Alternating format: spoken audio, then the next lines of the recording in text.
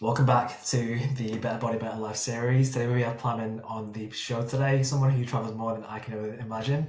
Dude, how are you doing today? How's your weekend so far for you? It's all good. It's all good. Thank you. Yeah. And just out of curiosity, because I know you travel a lot, what's the biggest take point you've taken away from hopping from place to place and traveling? Yeah, like the biggest I'd say is just more like one of the biggest lessons I guess from it was just more people skills in general. Like I'm a massive introvert as you know by now, and it's just been like the importance of like building relationships, the simple stuff. People skills I think have been the biggest because you're kind of like completely on your own sometimes. It's been a Yeah. massive skill. Do you find like it was you traveling was it more a case to meet more people, to learn more about yourself? Which angle did you come from when it comes to traveling? Yeah, I would say so. I think for sure in terms of learning about myself, but it's also like almost that thing of you find what you find what you're missing. So like if but I say like like it's quite hard to find like build good relationships and stuff like that, and you lean in on that, and you really learn to appreciate it harder as well. Yeah, I remember my first time abroad was for a year. I went to China, and that year I learned so much about myself. I'd been alone, so it's always interesting to see why people travel and almost have the intent. Because I think some people travel so they can get away from the world and kind of reconnect. Some people go out there to see what else is out there. So it's quite interesting to see the perspective. Mine was really interesting. I spent so much time by myself in a completely new world, different side of the world. First time on a plane for a year. It's like, right, this is very uncomfortable, but it's genuinely the best thing I've ever done. So Yeah, very epic. so good. Yeah.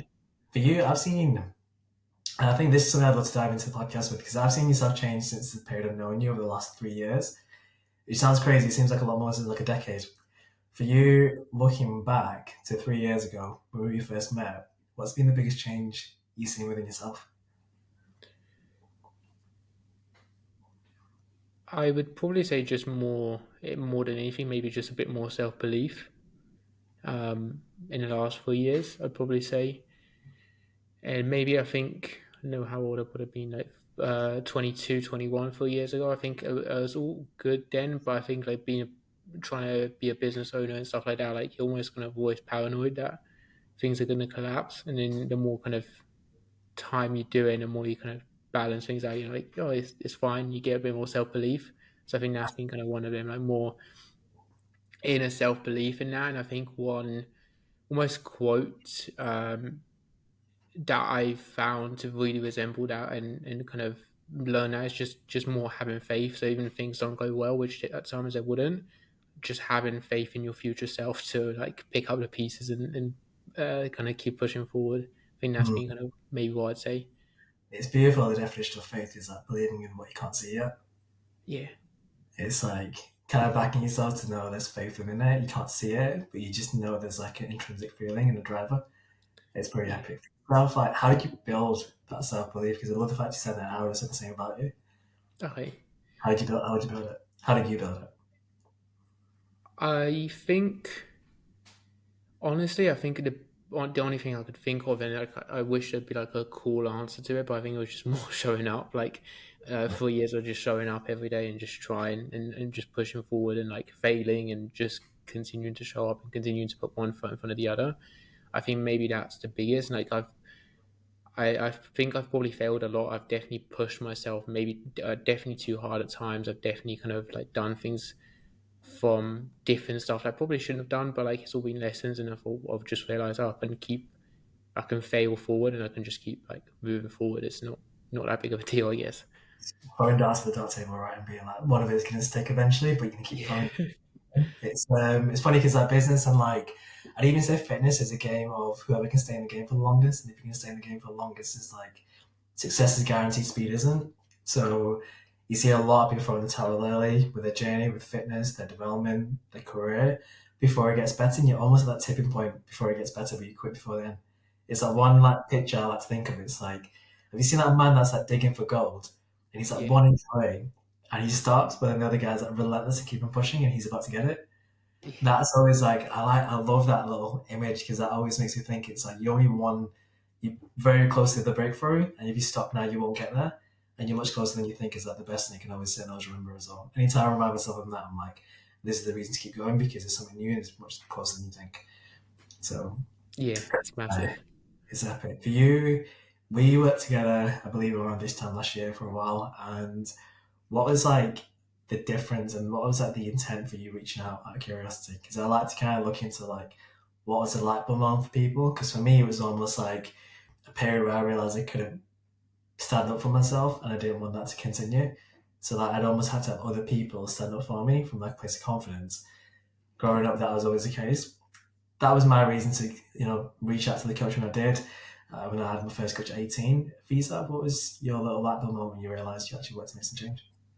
I think the one that maybe comes to mind the most is I've always kind of almost like tried to see any correlations with stuff, and then I think the one was always like, or like every time before this point, every time I've trusted someone that knows what they're doing with, and I've asked for help and I've asked for advice, has always been better, and I've always moved forward and I've always made progress.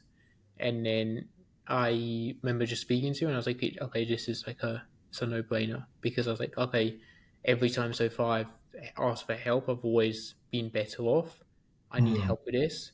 I'm just gonna ask for help and move forward. The first time you asked for help, how was it? Yeah, it was challenging, and then it allowed me to move forward. Was that my previous mentorship, I believe? Yeah, it probably would have been like quite early on, even like, and it's it's quite funny, like mentorship wise. Um, I think the first one might be like I was like either 17 or 18. I'd say like it's like £600, I think, something like that for like a course. And I was like not even sure if this is a scam or what, but like luckily I met a person, like it should be fine. I literally remember the first time I did it. It was like my first coach, and I jumped on the call and I was like, "Nah, I can do it myself." And then a year later, I ended up jumping back and I called the same coach. I was like, "Dude, I really need help," and I was in the exact same place. And I was like, "Doesn't matter whatever the price is, that I'm going to invest into it because the last thing I want is to have this conversation a year from now." But asking for help is like the hardest step I find for most people, and it's like unless you've done it before and you get a condition to actually be able to raise your hand, and be like, "This is a struggle, and I want to get some help and support." That first time you ask for help is almost like you kind of pulling your trousers down, and you're almost like, "This is what I've got," and it's a vulnerable moment. But looking back, it's and you probably agree with me with this one, but like the secret to life is coaches and mentors to get to the next level. And I know you're someone that always works in your coaches, mentors. You always invest into yourself, and that's the reason you've probably made 3 years of progress, which for some people it looks like decades, to be honest. So it's quite astounding.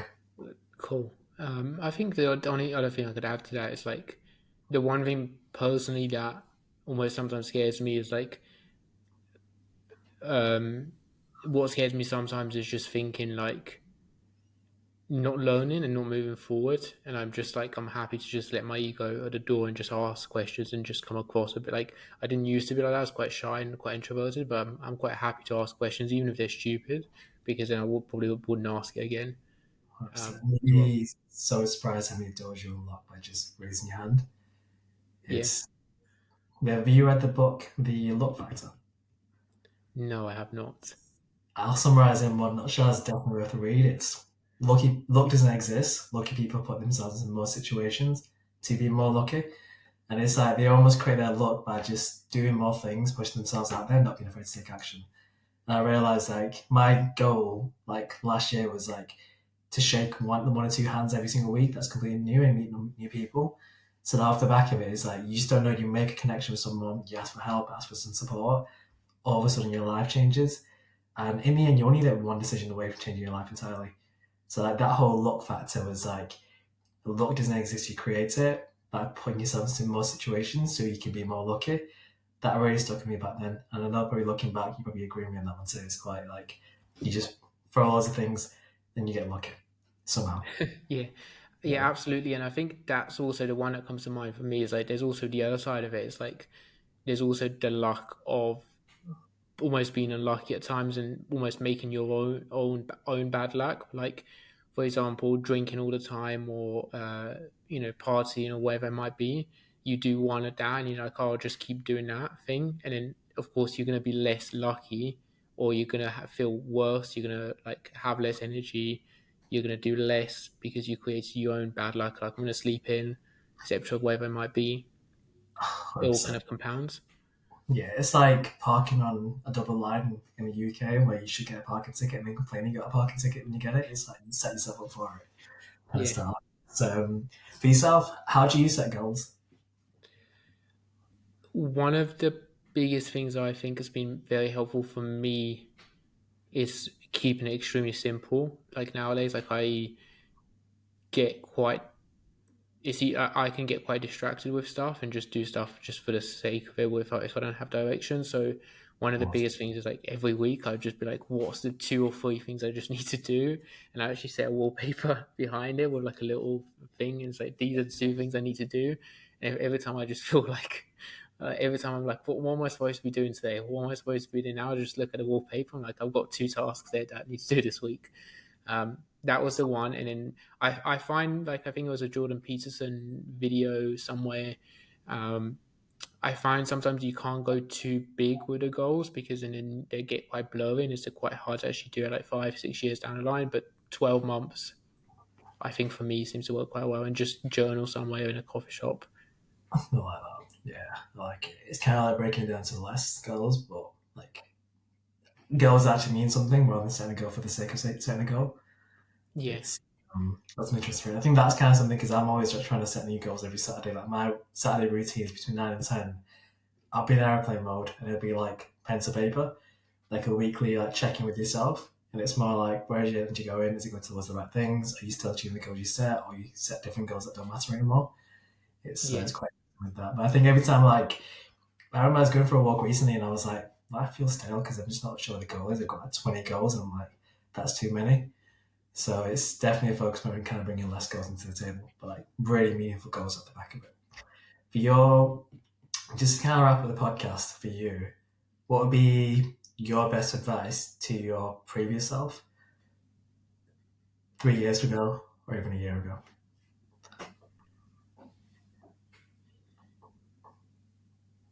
for me specifically, it would be from 4 years ago. But it would be a bit counterintuitive, but it'd be to actually not be so dialed in and actually don't be afraid to like ask for help and just speak to people more, and ask for help and be vulnerable with it. Because when you do, you actually don't realize how much more you can move forward. Like in general, and I think this relates to both things you mentioned. Like for me, it's all I'm very competitive. I'm very kind of like quite an obsessive personality. I've just kind of accepted it at this point.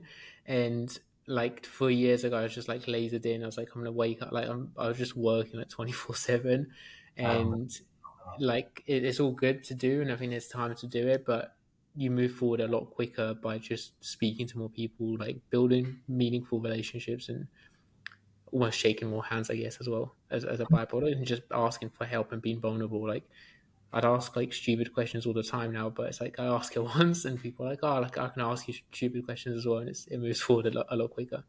that's class. Yeah, it's like the more questions you ask is always better. Like I think sometimes like you think at the back of your mind it's not worth asking, and then you struggle the same. The moment you get that question, sometimes just reassures you're doing the right thing. Because like you may not need to be taught, you may need to be reminded. But to being able to like go into a situation, and be, I'm going to try and get something from it, from like my own development standpoint, is quite pivotal. There was you follow Dan Locke. Yeah, a little bit. So like he actually said something that stuck in me. It's like a small phrase, but like everything you do is to be better, the good, the bad, the ugly. So like if you're not asking questions because you think not asking questions makes you better because of ego, if you binge in the evenings, that is because it makes you feel better right afterwards. So every little thing you do, us being on this podcast is to be better, us speaking is to be better. So it's on a subconscious level, like every little action, whether it's good or bad, things you like or things you dislike, in the end is about personal development because you wouldn't do things if it wasn't benefit. I remember that was like a really like big kick for me. I was like, if I'm ever in a scenario where I'm just kind of like laid back, I'm doing that because it makes me better then at the detriment of something in the future that could be even better off the back of Mhm. it. So it's I love that. That's the kind of way you answer because I think that's like resonates me on a deeper level too. So Yeah, I mean that's just for me, and I think maybe the people you resonate with are a bit similar to that. But I think it's all good, almost being locked in and dialed in and working hard. But there's only so like. don't know who said this to me. It might have been Ben Mark, but it was like you can No, work 16 hours a day, like like you can work like I don't know, maybe it was just like a social media quote, but you can work 16 hours a day in like McDonald's, and it doesn't mean you make it. Like it's also working smart and actually finding the right things in yeah, vehicles, opportunities, and conversations to have. 100%. Level 10 effort to level 10 task, right?